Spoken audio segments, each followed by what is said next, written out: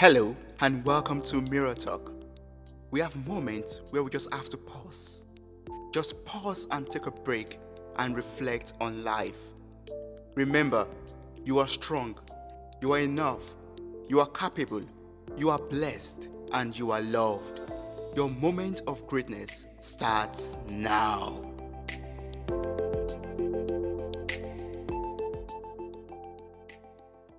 This episode's guest is a mindful therapist and is internationally certified in art therapy. She coaches the practice of mindfulness to promote good mental and physical health using yoga, meditation, and art as forms of therapy. She loves working with young adults and adults. She's best at helping people look after their minds, take better care of their bodies, and support them on their journey to living a more connected, calmer, and richer life.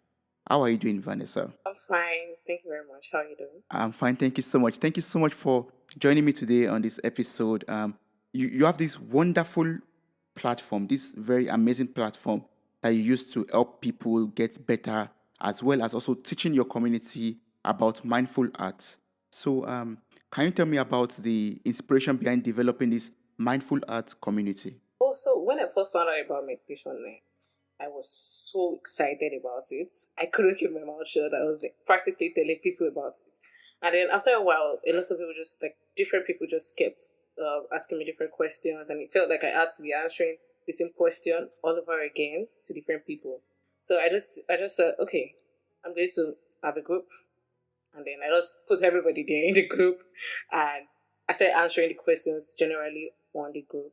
So if one person asks a question and I answered, you just find out that okay, about three other people have the same question.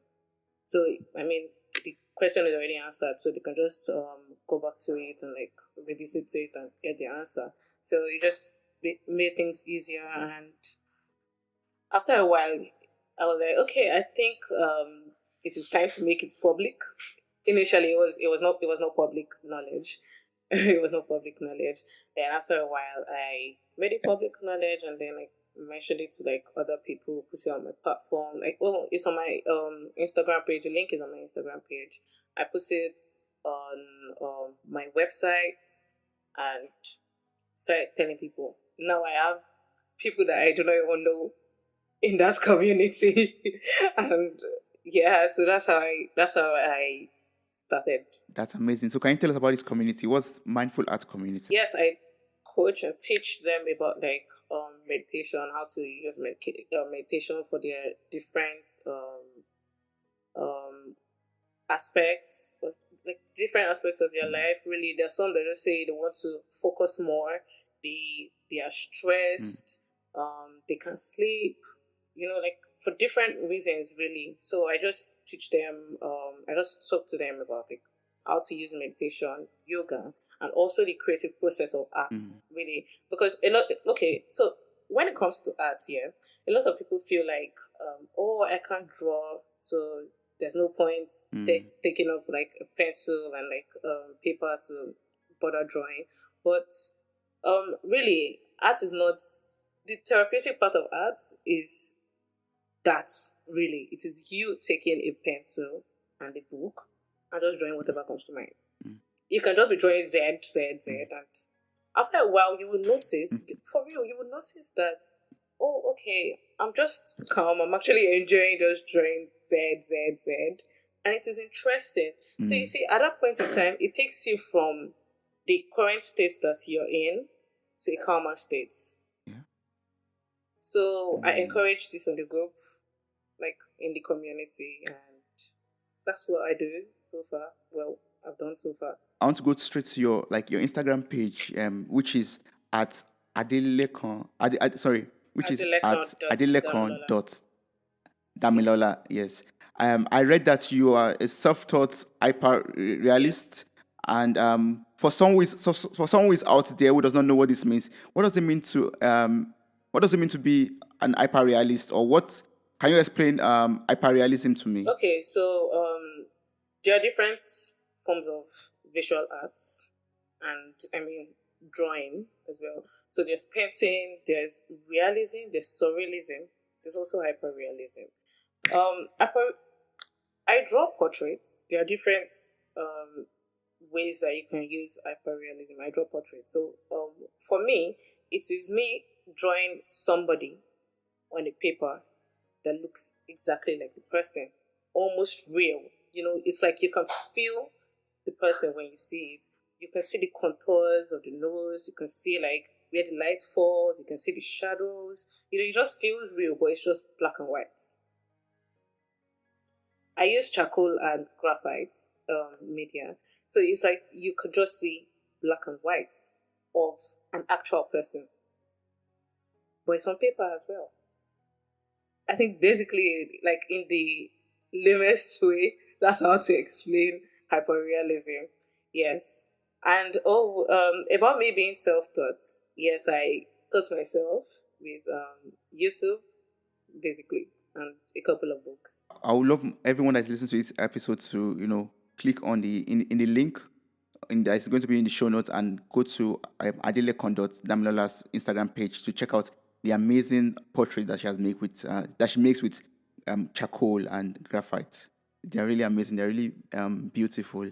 So can you tell me how you use visual art as a form of therapy to enhance your wellness? Visual art is like something you can see, and you can see and feel. So yeah, the process of drawing, the creative process actually of drawing, it's not only beneficial to just you that draws it.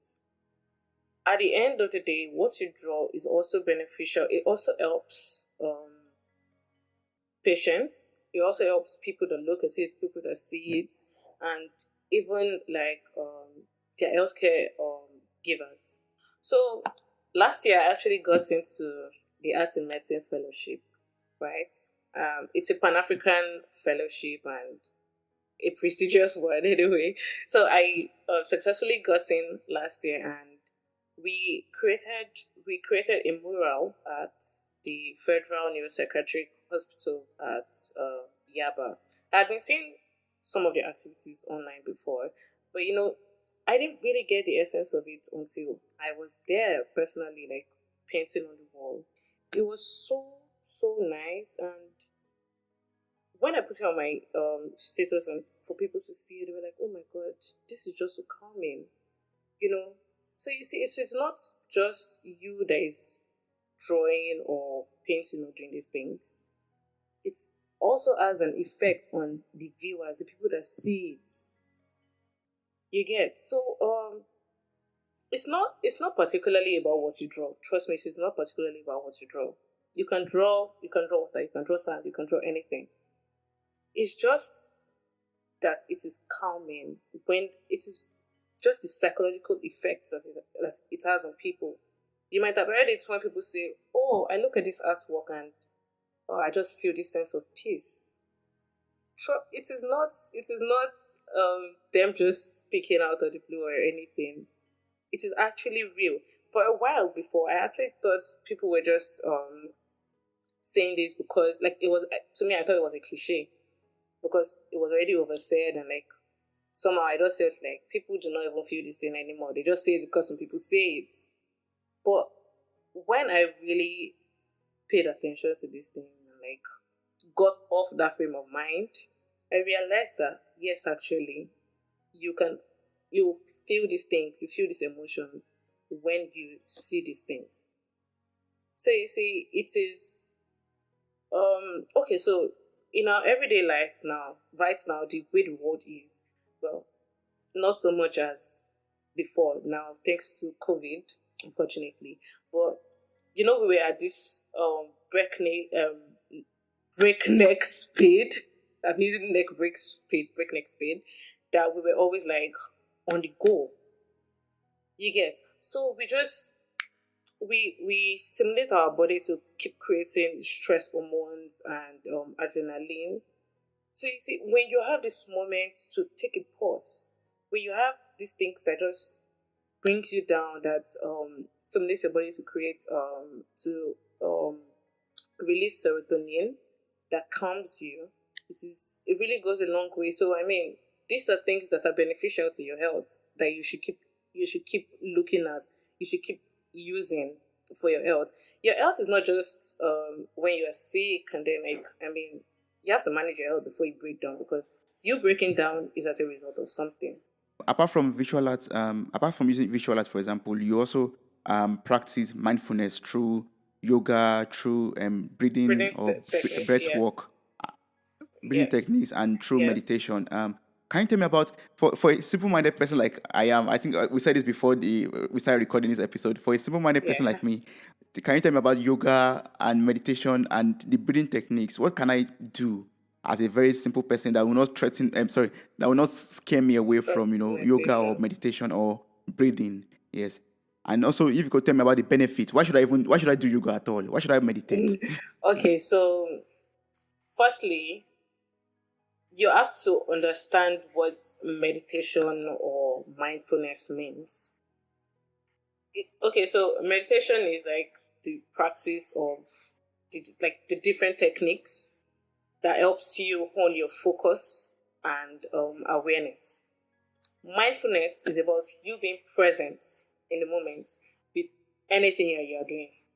Literally anything that you're doing.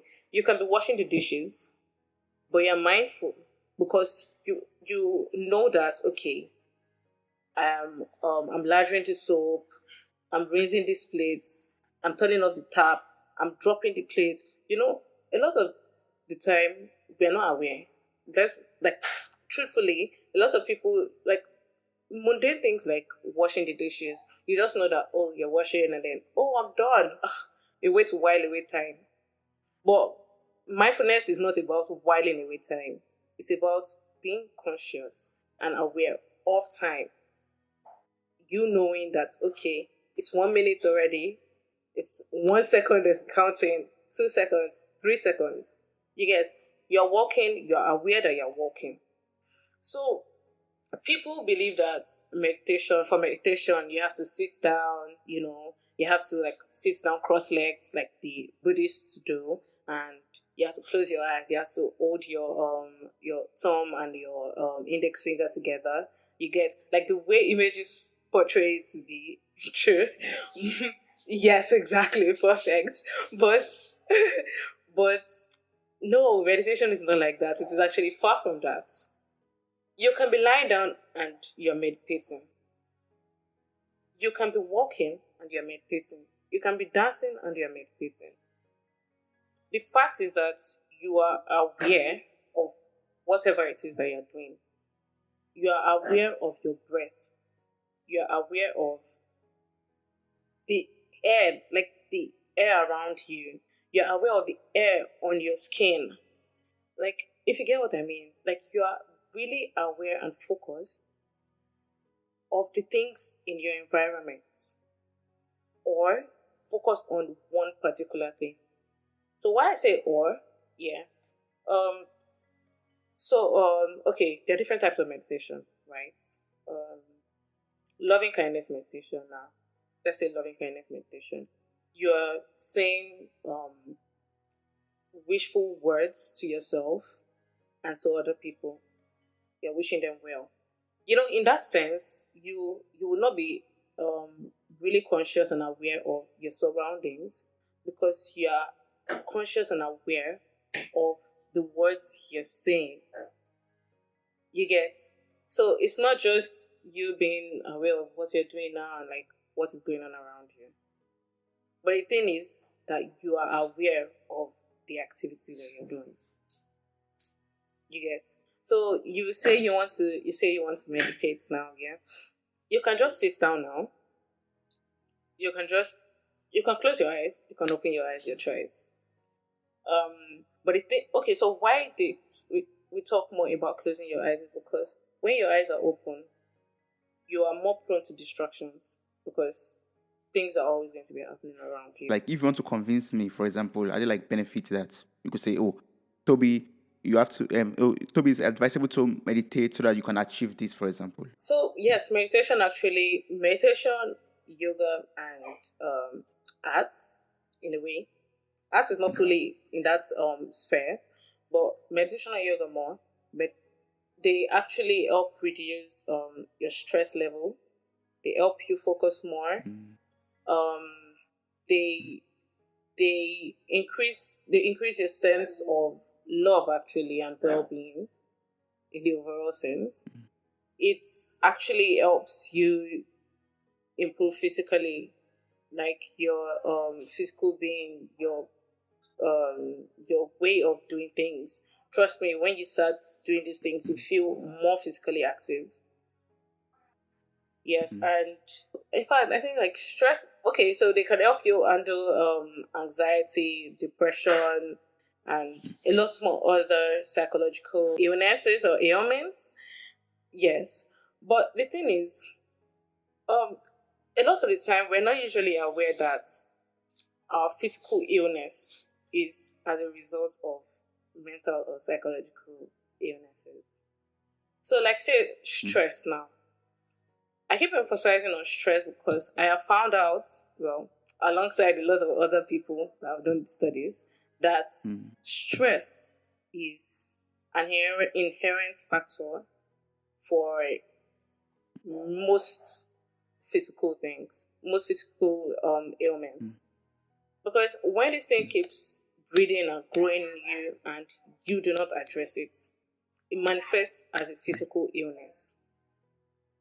You might Mm. just think you might just think that you have a back ache for some reason, but you don't know why. It can actually be stress because these things, the body stimulates hormonal responses, if you get what I mean. It stimulates hormones to respond to what you are subjecting yourself to physically. And Mm. your body does not do well with these hormones. So your body stores them in a part of you. We have this 5, 4, 3, 2, 1 magic tricks that one can practice. Um, Also for optimization, I yes, guess. okay, well, it's not essentially, it's not like for optimization per se, but Mm. it's to handle anxiety. You get, Oh, so a lot of okay, the time okay. we all have Yes. different things. Like, I mean, we all have different things that we're anxious about. It might be stage fright. It might Mm. be you being anxious about like maybe a result or really like anything. So Mm. a way to calm your mind, because the mind actually, the brain is overactive. So when you're anxious, your brain is going into Yeah. overdrive. It's thinking of like different things. Yeah, like thinking of like the worst case Mm. scenario. You're thinking of like what, like Mm. anything really that is not beneficial to you, because when you're anxious, you're not thinking of things that are beneficial to you, and your heart rate actually increases at that point in time. Yeah. Yeah. So there's something you can do to Mm. calm your nerves and slow your Mm. heart rate back to the normal reading. And that's like the 5, 4, 3, 2, Mm. 1 of meditation. You get? Okay. So what are the 5, 4, 3, 2, 1 Okay, things to so do? this thing just optimizes the five senses that we have. We have the sense of sight, Oh, okay. smell, feel, feel, touch, taste, and I think here. I think that's one I didn't mention. Mm. So Yeah. you look around you, basically. It's like just the things around you. Mm. You point out five things that you can see. You are aware of Mm. five things that you can see. Like, oh, there's this artwork, there's Mm. this post notes, there's this post, there's this whatever. You note five things around you. Then you feel four things. So you can feel Mm. your hand, you can feel the table, you Yeah. can feel the contours of the table, you can feel the chair, you can feel, just make sure you feel four things around you. Yes, you're doing that. You're doing it already. I like that. Yeah. Yes, I'm trying to feel 4 things around me. Yes. Then you note three things that you can hear. Even if even if to Mm. you you're alone where you are. If you pay Yeah. attention, you'll be able to hear three different things. You'll be able to hear maybe bird chirping around, or like maybe a Mm. motorist, or the fan whirling, or anything. You will note three Mm. things. So you see, this is not just you Yes. saying, "Oh, there's nobody talking around me. There's nothing to hear," because there will be something to hear. There will be three things around you. You get then two Yes. things that you can smell. You might feel like, oh, I don't have sharp nose, sharp sense of smell. But when you Yeah. really focus, when you're focused, okay, let me say it this way: when you're focused on something, you really notice what that thing can do. When you're focused on your nose, on smelling something, you perceive something, because Mm. that sense of smell, your olfactory nerves will be really heightened. Blood will be rushing towards it. Like every of your sense is focused on it. So you see, it has to do its Yeah. job. It has to do its job. Mm. So you would smell two things around you, and the last one is one, which is one thing you can taste. You try to taste something. Is it put? Am I supposed to put something in my tongue to taste, or just check for my tongue? I check on my tongue right It- now and see, can well, I you can taste do something? that, or No. you can put something in your mouth to taste. Ah, okay, Yes, I mean, okay. but Yeah. there's COVID now, so I mean, I don't really encourage just putting your hand in your mouth. No, no, no, no, no. Don't do that. No, yeah, no, no. yeah, but you taste something. By the time you're done going through that list, you see that Mm. you're no more anxious. Like your mind is already off whatever it is that you're anxious about or of, and you're more focused on what it Yes. is that you're doing at that moment, what it is that you're smelling, tasting, or whatever, and your heart rate would have Yeah. returned to normal, and you are back as Mm. yourself, as a normal self. So if Yeah. you feel like after you're done, you your Yeah. mind goes back to what it is that got you anxious in the first place, you can do it again. And after a while, you Mm. just notice that, all right, now how well, I mean, I cannot be anxious of this. Let me just focus on something else. And you're good to go. It's a very useful way of distracting yourself from that anxious state of Exactly. mind. Um, Absolutely. talking about distracting you from anxious state of mind, there are a lot of other means or ways, like, for example, listening to inspiring podcasts or also reading books, which is very good for feeding the soul, I Yes. guess. And is actually good for feeding the soul. Are there like some books that you have read that really spoke to you? And if you could speak to one listener there or two listeners out there, what are the benefits of actually picking up a book to read? Oof. Somehow that's going to be a little tricky for me because for me, reading has been ingrained in me. I've been reading since I was like Mm. really little. My earliest knowledge is an awareness of me reading. My mom really made it like a normal thing for me. She used to buy books for me, and then my dad and I were always reading at night. My assignments, like my task, was to read the book and then summarize it to her. You get, so I mean, if I don't read it, how would Mm. I be able to summarize? It's not Exactly. possible. Yeah. So Yeah. it has Mm. really been imbibed in me, and I've been reading for as long as I know. Um, but really, it has really been beneficial to me because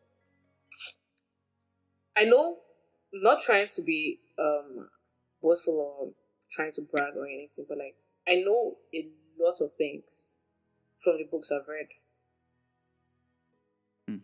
I read almost every genre of book. Well, besides horror. Horror is not my thing. It will never be my thing. Okay. So you see, Yeah, it's too yes, I scary. can't Yeah. deal. So reading gives me that knowledge that I would otherwise not have had. And I actually prefer books to movies. And I don't know, my exes might be lame to some people, but I like to imagine things myself. Mm. Movies are already the script writer, the director, the producer's imagination all put together and like what they want you to see. But a book is Mm. just one person's imagination. You are the one that's going to feel it in yourself. Yes. I like doing that. Yes. So I like putting Mm. myself as an invisible overseer, you get, or observer. Mm-hmm. So Mm.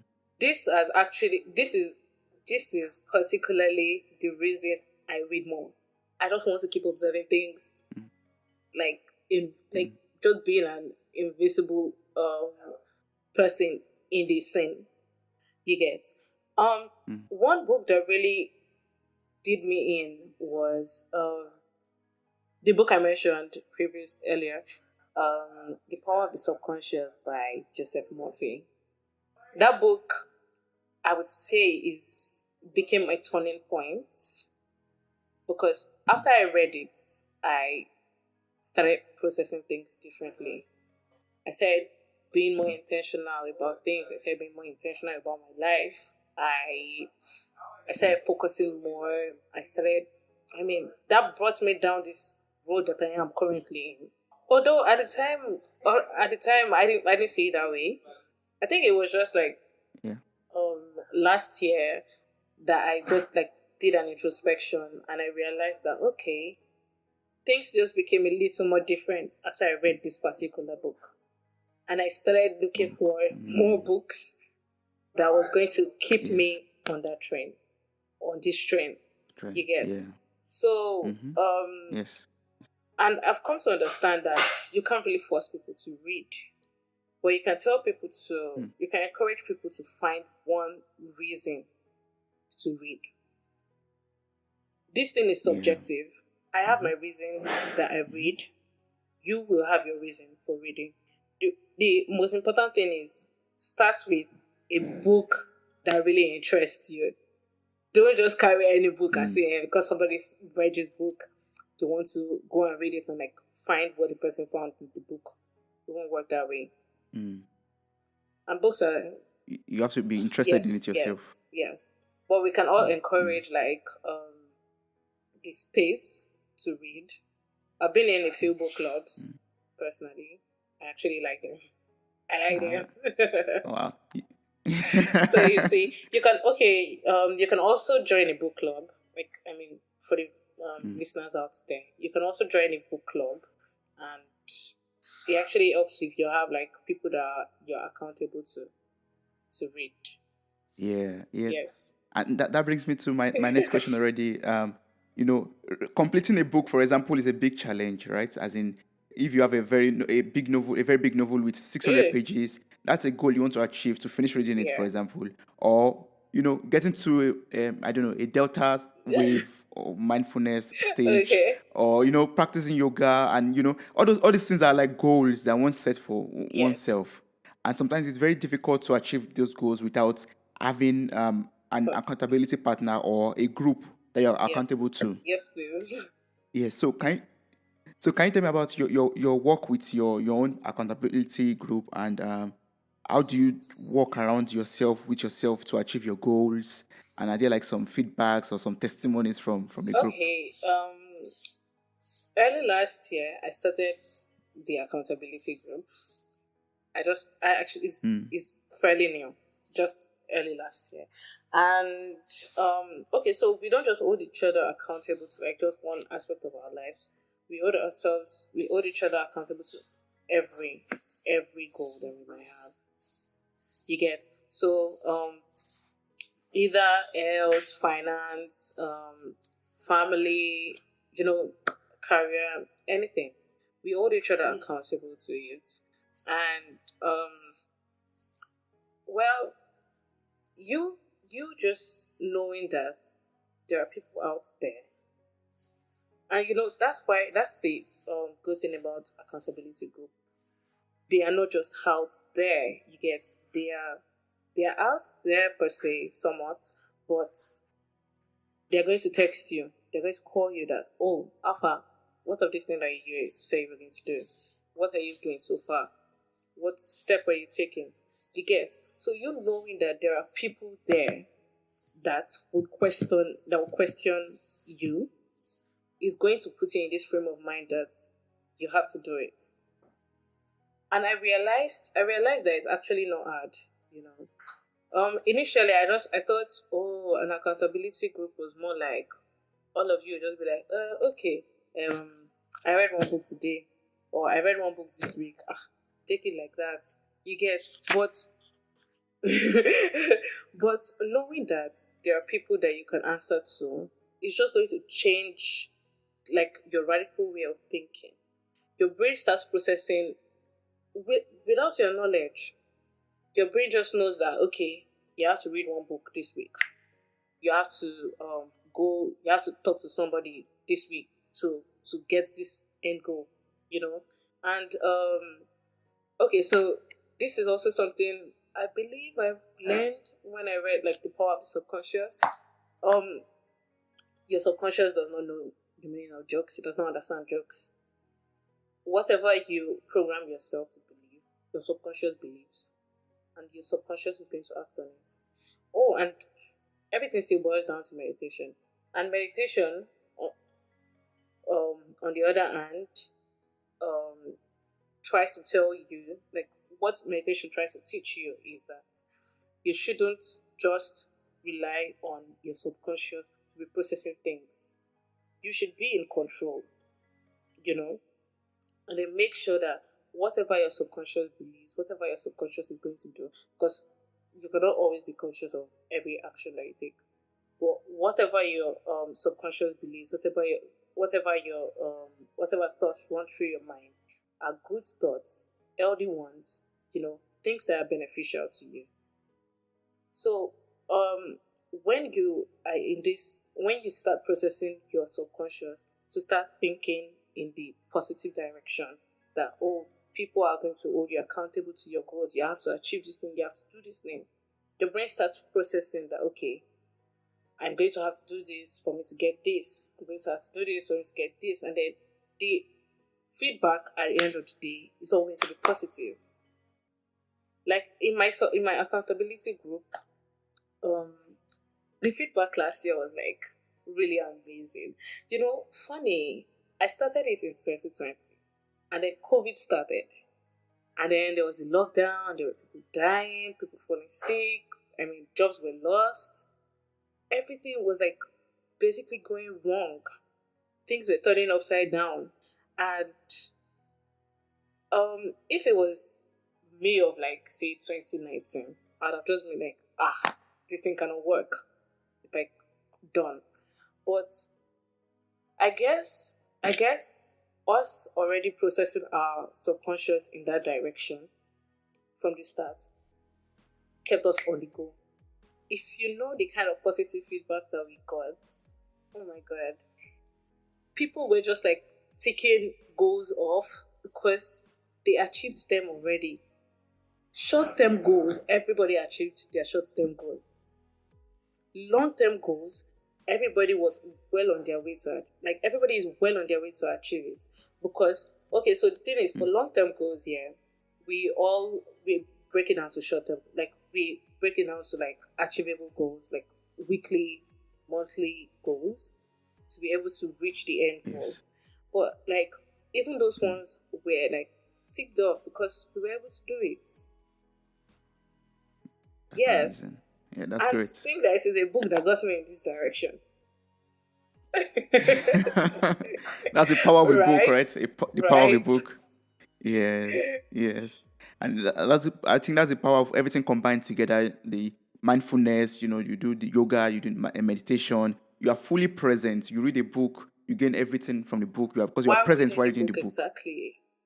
Exactly. Everything seems tied together.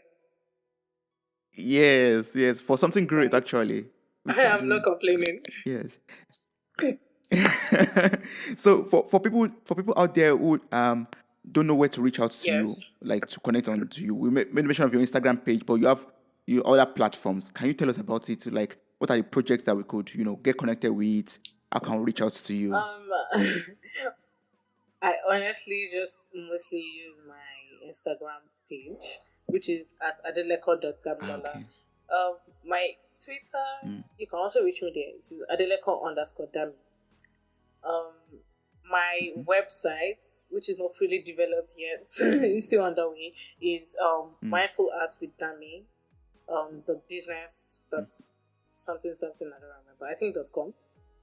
Yeah, That's it. yeah, it's a Yeah, Google but page no problem. actually. It's a Everything will be Google page, linked. and it's Yeah. it's it's actually on my Instagram page. I have a Disha page, which is like a link tree that has Mm. every other link. It also has my the links to my community, to my mindful art community on it. Oh, okay. Yeah, that's Yes. awesome. That's good. So once we go to your Instagram page, we could just click on the Yes. link, then land Yes, and to it where we also want. has a link to reach out to me directly on WhatsApp. So if you want to Oh, text me okay. directly, personally, you can also click on the link. Text me. I'm open anytime, any day. Oh, that's great. That's very nice of you. Thank you so Yes. much. I'm going to place this information in the show note of this episode, and I'm hoping that everyone will, click on the link or copy the link and reach out to you and also learn a lot from your wonderful artworks and the usefulness of mindful arts. Yes. That was I, nice. I, I really appreciate your Thank you very time. much for I really having appreciate your me time. here. Thank you so much. Yes, it's actually an Yeah, honor. this An was so honor. amazing. Sorry, hold on. Yeah. It's fine. It's fine. Everything's English. Right. Thank you so much for listening to this podcast. I am eternally grateful for your time, your love, and contributions. You mean a lot to me. Thank you once again for listening and sharing with your loved ones. Don't forget to subscribe and follow this journey on Spotify, Apple Podcasts, and other platforms in the description. Stay blessed.